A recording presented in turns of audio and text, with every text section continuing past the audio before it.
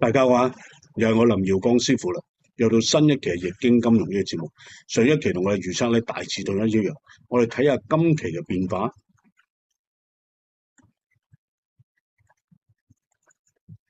今期咧已經係102集啦。就係由10月嘅27號到10月嘅31號。咁喺人生本意嘅裏邊咧，今期嚟講咧就係文物再現。喺中國咧有千年嘅文化，好多時咧都會有一啲嘅墓穴咧會開啓啊。咁喺墓穴開啓嘅時候咧，有一啲嘢嘅知識咧就會喺裏邊爆發出嚟啦。而一啲喺現代咧都未必出現嘅嘢，喺古代嘅時候其實已經有噶啦。咁我哋抱住一個學習嘅心咧，就會令到個長久不衰啦。因為好多嘢咧，原來係承先啟後，咁就可以令到你見到嘅嘢咧更加多，而令白裏好多嘢都可以做得到嘅。我哋繼續睇落去啊！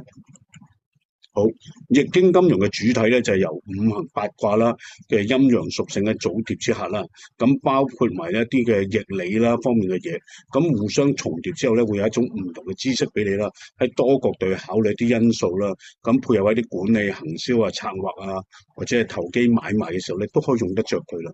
當中咧喺課程裏邊就會講及一啲好多嘅五行嘅原理嘅分別啦，咁唔同嘅學員嘅知識嘅分別之後咧，佢學咗之後可以用自己嘅方法咧去理解或者點樣去調節啦，達到咧可以賺錢啦，點樣去增加嘅利益啊，點樣成，咁做多啲善事咧就令到福慧咧更加長久啊！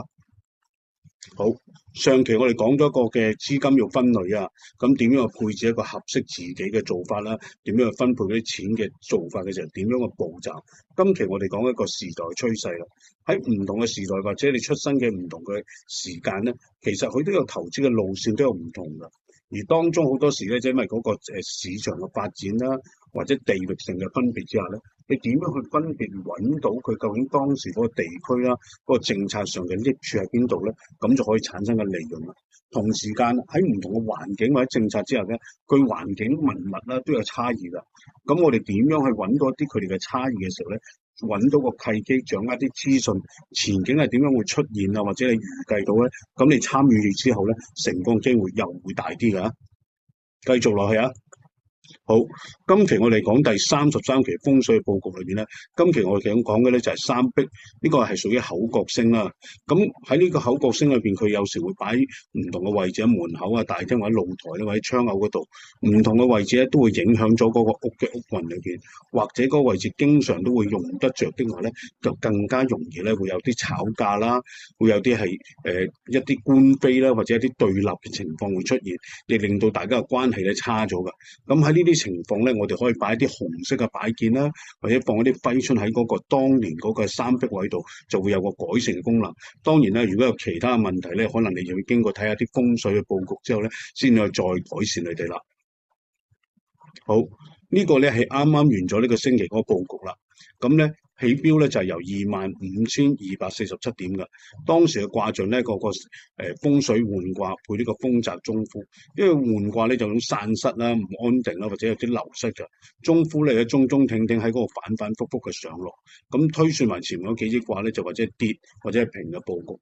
咁最終咧係升咗少少嘅。我哋睇下個前景啦。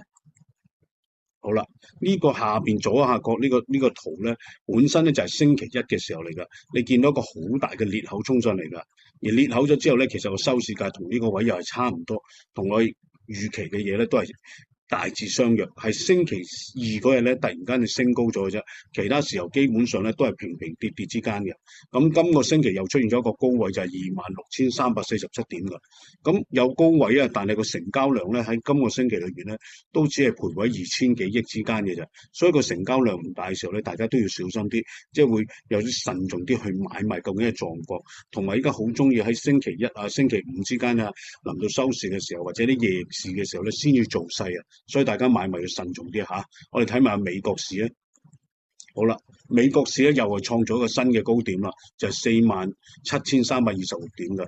咁資金越高嘅時候，佢就喺星期五嗰日到嘅。咁另外啦，喺呢個你見到個圖咧，都係反反覆覆啊，係除咗星期五嗰日有個裂口上之外，其他咧都係只係保持喺個位置之間。而今個星期咧，仲有一個咧就係美國嘅政策咧，喺亞洲之行會唔會有啲大嘅變數出現？大家要小心啲啦。另外就係會唔會有一啲新嘅契機展示啦？咁我哋睇下個跟住發展啊。好，好有興趣的話咧，可以嚟參加我哋個課程啦。咁喺我哋呢個第四講裏邊咧，都係講一啲易經嘅基礎嘅知識啦，點樣活學活用啦。咁有興趣就打電話嚟報名啦。好，繼續輪到新一個星期呢個啦。我哋嘅起點咧就係26,160點開始嘅。咁今期比較特別啲啦，主體咧都係由天卦去主導，而天卦嘅特徵咧就有向上嘅前景喺度嘅，所以呢個星期就算點樣睇都唔可以太差。而今個星期啲卦象裏邊咧，整體都係向上為主。假期嗰日咧，我哋都有卜過嘅，但係嗰日就比較差，但係我哋係冇事，咁就配合咗嘅時候，大家知道慎重啲買賣。好，星期一嚟講咧，就係呢個火天大有配離為火卦。大有卦咧有種向上升嘅狀況啊，離為火咧就有種都有加重個衝力向上，但係佢有大種反覆嘅趨勢喺度㗎，要小心啲。咁星期二啦，就係天水訟卦配天風後卦。訟卦咧即係大家有種唔協調啦，或者有啲反反覆覆啊。後卦又有配合啲風嘅時候，又吹升咗，又會配成一個反反覆嘅現象，所以都有向上升嘅展示喺度㗎。星期三就假期啦。就星期四咧就係啲澤山咸卦配天山屯卦。咸卦咧有種咧係低下嘅，有啲山係阻隔咁樣嘅，但係有種協同嘅效應啦。天山屯咧又係有天卦現象，即係話可能咧乘住風勢又向上升，或者係啲平啊嘅佈局為主嘅。到到星期五啦，就係啲天火同人配天雷無妄，又係一啲天卦。同人咧即係同心協力啦，有種向上升嘅現象。無妄嘅定義即係有種危機性啊，千祈唔好太貪心去做。但係整體因為天卦都係有向上升嘅趨勢，所以星期五都係升嘅機會都係大啲。我哋睇埋全個星期嘅佈局啦。全個星期咧就係10月27至到31號呢個啦。咁我哋個卦象係咩咧？就係一啲水澤節卦配呢個水天衰卦。咁節卦咧即係有代表一種咧係個氣勢咧就係一段一段咁樣，唔能夠好長久，升一輪就跌一輪嘅意思，一節一節咁嘅。